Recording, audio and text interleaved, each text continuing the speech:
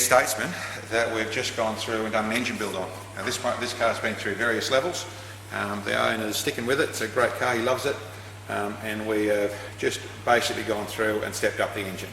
Now it was an engine built a while ago that was a 5 litre with standard pistons with a 4-bolt main in it. We've now gone through the level of putting a straight crankshaft in it. So it's got a straight crankshaft in there as HPM rods, and we've gone to forged pistons, steel rings and a roller camshaft. So pretty good upgrades. Still the small M112 supercharger kit on it, which is our intercooled supercharger kit, which really I rate as a maximum power around the 470 rear wheel horsepower in a manual car.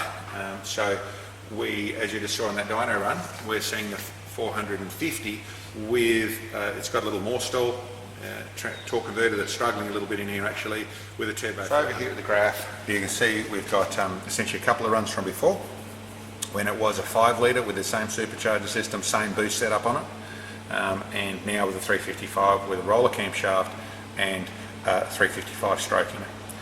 You can see we've got a power increase right across the range from down the bottom is where some of the biggest increase is. It's really pushing nicely down there, seeing up to a 60 horsepower increase. It holds 50 to 60 horsepower increase right across the range. Up here you can actually see, if you look at the top of that graph, you can see that with the stroker it's falling short in the way of the revs, the wheel speed, and that's essentially because the torque converter is struggling up here. The torque converter is starting to let the game go, and it's something we will have to upgrade. We'll go at a later date, go through this Turbo 400 and step it up a little bit and do a little bit of work with the torque converter as well.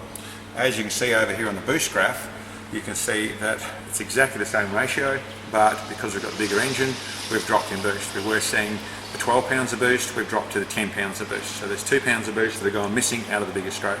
Still getting a really nice fast car to drive, it's really lifted. The engine we've built is now capable of going into the 550, 600 rear wheel horsepower if the owner ever wanted to go there. This is going to be great once we sort out it's good right now, but once we sort out the torque converter, get it to what looks like going to be around the 470 rear wheel horsepower with a little stall in it, the Turbo 400, this is going to be super strong, and he's got an engine that's capable of going further if he wants to go there. Should be a really nice car to drive.